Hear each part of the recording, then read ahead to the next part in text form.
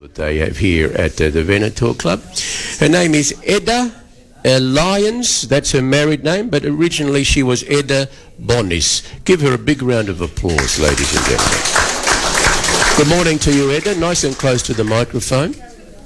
Good morning. Thank you for having me. Well, it's our pleasure to have you here. Now, Edda, I want to talk about your dad firstly. His name was Mario, and Mario had the most amazing life. He lived to 101 years old. How magnificent. When did he pass away, Edda? In January 2023. So he's only just passed away. He's only just left us. Yeah. And he had a big role to play here at the club, as you were saying? Yes, that's right, yeah. What did he do? Well, he was involved with the first lot of people that got together and started the Veneto Club. He was asked to join the group of people who decided to form a club to get the people from the Veneto area together. And and when we had one of the first meetings of the Veneto Club at our house in Thornbury. And from there... Hang on, Edda, I'm hearing some people talking. Is that you, Daniele? What? You're talking on the telephone? Yes. Oh. With the studio. Well, you're interrupting this program. Doesn't care. Okay, Edda, you were saying that so before the club was even formed, they had a meeting at your house in Thornbury. Yes, and they used to meet at a lot of different people's houses. Often they used to meet at Frank Marcazine's office in Northcote. I can remember one of the first meetings that they had at our house, and we got told to get lost and not make a nuisance of ourselves. So who were the people at the... Can you remember their names? Oh, yeah, it was Dave Barrow. He was the one that was the head of the place, really, and the Bediols, Nino, Lino, and Rete, and Posabon. Yeah, there was lots of them. How amazing. And a lot of them were from the Arcade area, so they all knew each other from that tiny little town. Well, here we are on the 19th of April 2024 in the gondola room at the Veneto Club, and look what it's all become all these years later from a meeting and an idea being held in people's houses. What year are we talking about? Because it was formed here in the 70s, wasn't it? Yeah. So it would have been before that. It would have been in the 60s. In the 60s. Mid-60s. I mean, they used to get together and play bocce together, and then in Carlton and different places, and then people wanted to formalise the meetings and have a bigger group and organise a club, yeah. And what's the club meant for someone like you, given the big family history you have with it? You used to come here as a little girl, obviously. Yeah, it's a big part of our lives. We had to, we used to fundraise, and they'd have these dances at San Remo, and we'd have to go around and sell tickets to fundraise for the money to raise for this club. And later on, when they were building here, we'd be here every Sunday, because our parents made us come here.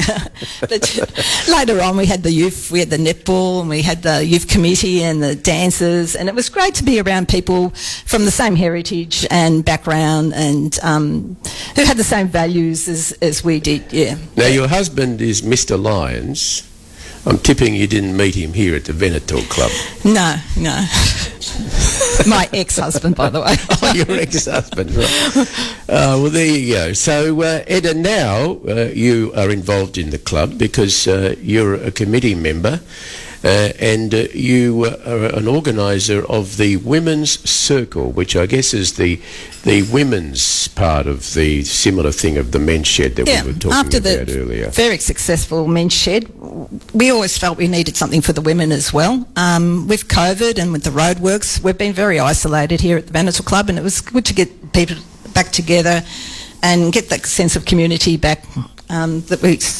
So we decided to have this women's circle, and we've just started this year. We had the first one in March, and we had another lady come and speak to us in April.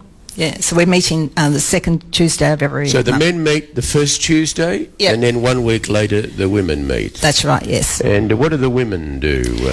It's about but again, it's a very casual thing, and we have guest speakers talking mainly about well-being. You know, women today have to face a lot of different issues in their lives. They're mothers, they're working, and they have to balance everything. And now a lot of us are looking after our elderly parents as well. So there's a lot happening in our lives, and we've got to look after ourselves too. So we've had people come and talk to us about health issues. We've had a motivational speaker talk about who has a disability and mental health issues, and she talked about how her road and her experiences in that area. And our next speaker is a lady who's undergone cancer 3 times and survived, and she's going to come and talk to us about her diagnosis and the strength that she needed to get through those difficult times. I see you've got coming up Dee Dee Dunleavy, who just lives down the road, by the way. Some people keep telling me. Yeah.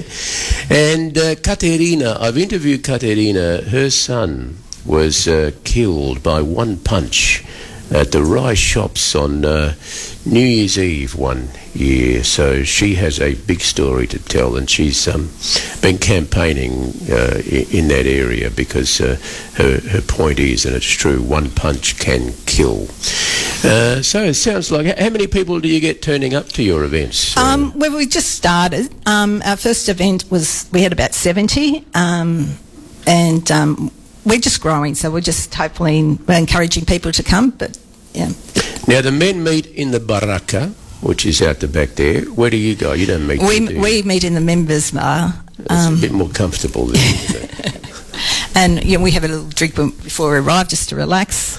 And then listen to the speaker, and then just have a little nibble and a little chat. And again, there is a payment for people to come, and you get food as well. Is that right? Just nibbles. After the wellbeing talk, we decided we better not have any more cakes and sweets. We'd have something more healthy. Right. So we're trying to practice what we're preaching.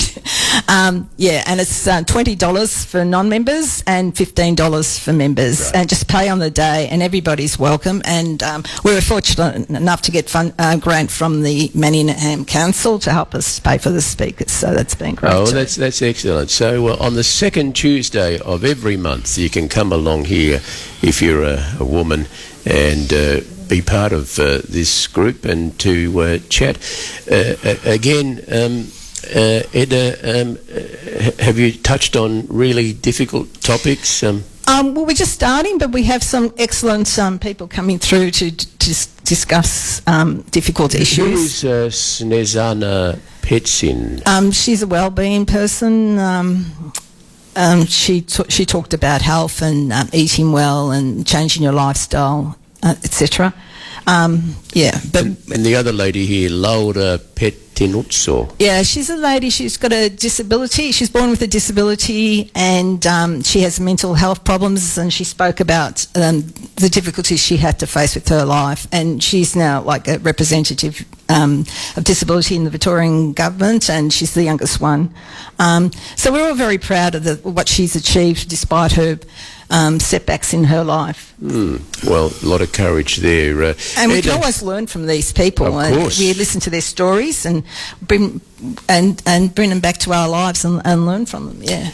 Edda, what do you do, or what have you done? What sort of work were you involved in?